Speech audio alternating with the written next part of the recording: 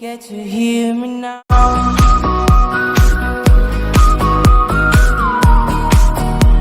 If you get to hear me now.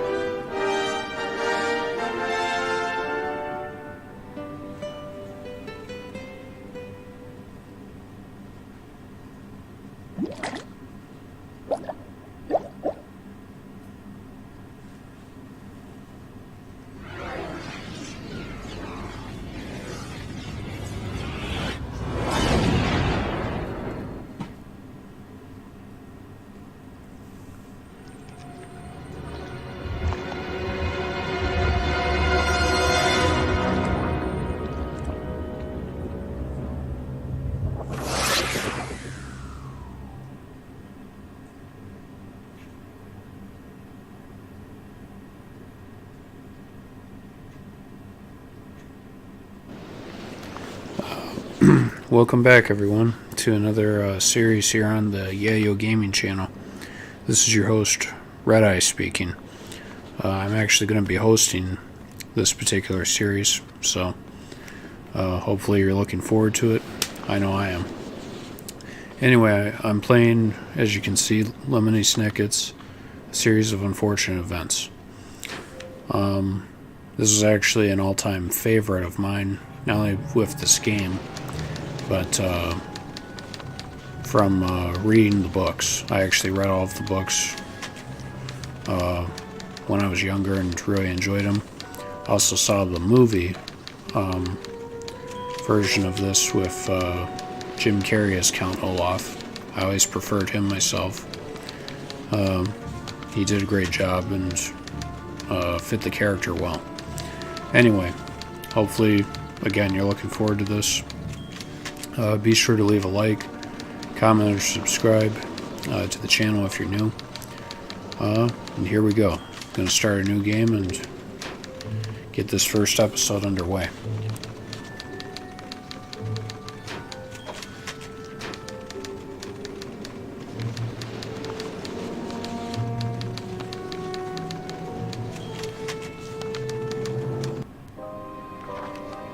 The video game you are about to play is extremely unpleasant.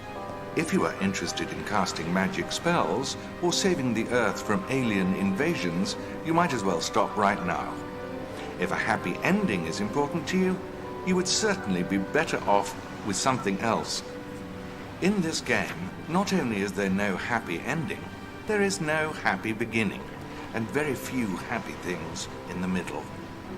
This is because not very many happy things happened in the lives of the three Baudelaire children, who are Violet, the oldest, her brother Klaus, and their very young sister, Sunny. Sunny was at an age where one mostly speaks in a series of unintelligible shrieks, which most people had trouble understanding. For instance, Jack! Mr. Poe? From the bank? Children, I'm afraid I must inform you of an extremely unfortunate event. I'm very sorry to tell you this. Your parents have perished in a fire that destroyed your entire home. perished is a word which here means they were lost forever to everyone who loved them, and that the world had suddenly become a lonely and sinister place in which the children had to see their way. I know you must feel awful right now, but I have some very good news for you. As the executor of your parents' estate, I've made arrangements for you to live with your dear uncle, Count Olaf. Consider yourselves lucky, children. He's an actor by trade. Generosity is rare in his profession. We don't know a Count Olaf. Hello, hello, hello. I am your beloved Count Olaf. And welcome to my humble dwelling. Or in the words of the great French poet Ovid, mi casa et su casa. Violet, enchanté. How do you do? And this must be Klaus. Ovid was Roman, and he didn't speak Spanish, and he never said that. Klaus! What a darling child. I have it underlined. I'll show you later. Yahoo! Mr. Poe, I will raise these orphans as if they were my own. Now, where do I sign for the fortune? Children. How do we get this done? Oh, you won't officially have guardianship until the hearing Thursday morning. I see. And what am I to do with them until then? Excuse me? Nothing? Never mind. Yes. Well, I'd better be getting back to the bank. Oh, can't you stay? I was going to pull out some board games, followed by face painting, and make your own sundae. Well, if you must go. Now, children, remember, if you need anything, feel free to contact me at the bank. Orphans, let me show you around the house. And after all your chores are done, this is where you'll sleep, time permitting. As you can see, I've stocked the place with a multitude of jollies, knickknacks, and paddywhacks for your amusement. I find that giving is the greatest gift of all. Whew. If I had music behind me, you'd be crying right now. By the way, there's a small rat infestation problem in the house. Make yourself useful and take care of it. I do it myself, but I find rats to be deeply unpleasant. I don't know. Perhaps there's something about them that reminds me of myself. Klaus, that was a very big rat. How are we gonna get rid of rats? Exterminators use traps and poisons. We don't have anything. Like many people, Violet Baudelaire was afraid of rats and didn't want to have anything to do with them. Unlike many people, she was also a brilliant inventor. Anyone who knew Violet well could tell she was thinking very hard when her long hair was tied up in a ribbon to keep it out of her eyes. I've got an idea for a device that'll do the job. I'll need a spring, a broom, a coffee can, and that boxing glove.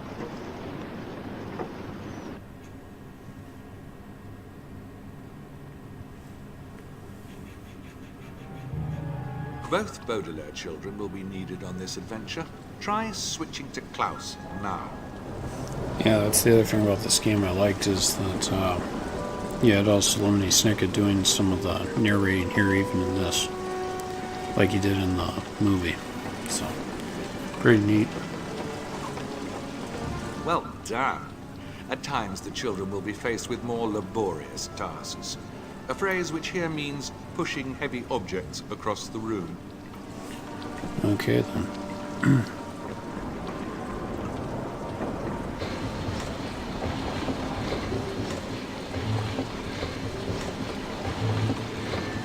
Nice work. While jumping is only recommended for people with strong knees or insects in their trousers, let's give it a go.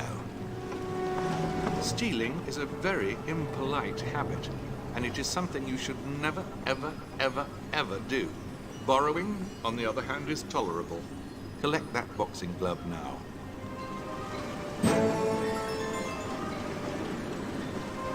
Even the smartest person in the world can be forgetful at times.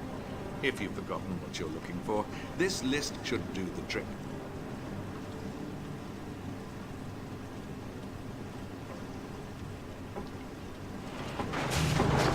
Once you feel you have spent enough time in this dreadful place, you may leave through that door. Okay, so basically, this is the orphans, or the Baudelaire orphans room here. So you gotta leave. I'm searching right now for the next few pieces of this invention. This will be a shorter episode. For now, just sort of showing how this part goes, because this is pretty much what you end up doing as you go in the game. Next episode will be a lot longer, but this is just the intro, so enjoy this one for now. In these dark moments, when their spirits were down, one thing always made the children feel better. Memories of their late mother and father, who they missed very much.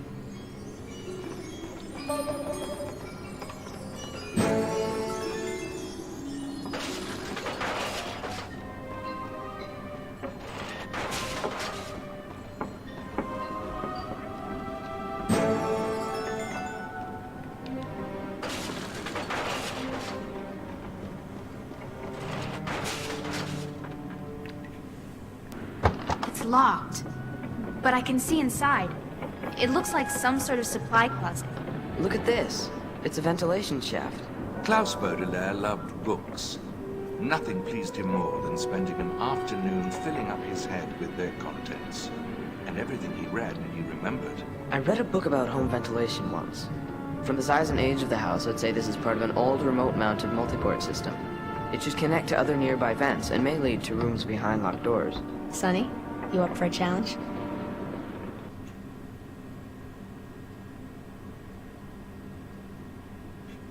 While I personally am not a fan of small, dark spaces, Sunny Baudelaire was extremely brave for her age. Yeah, so now you'll get to see how occasionally they'll have to use their baby sister in certain situations like this to help them be able to keep going. So here's Sunny's first mission.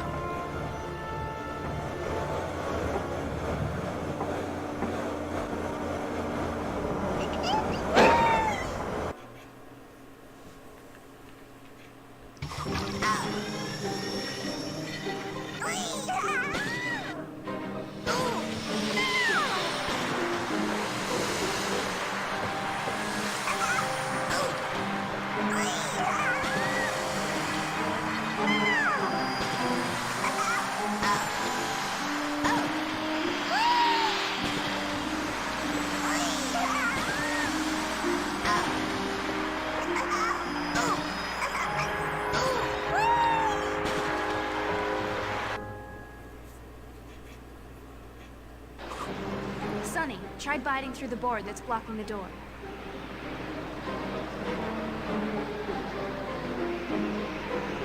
Sunny liked to bite things with her 4 very sharp teeth.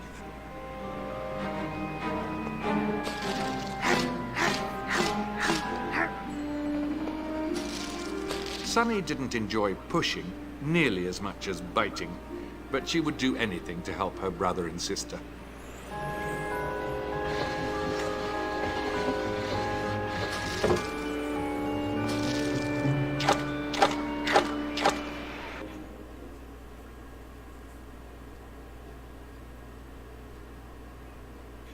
Thanks, Sonny.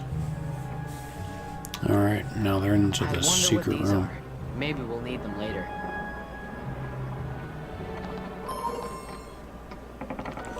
Okay, so that's a puzzle piece, and let's see, a secret file.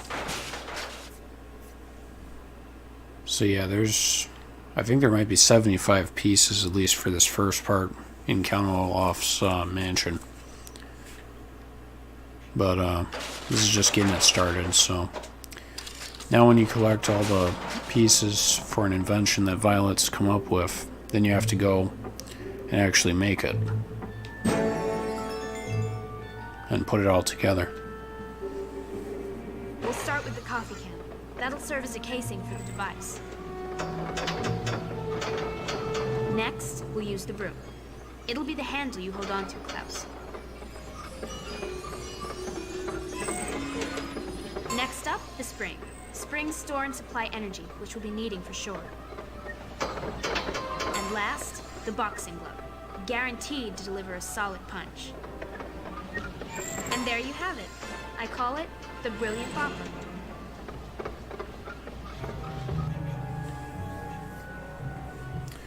Okay, I'm going to save here, and this will be the end of the first episode for now.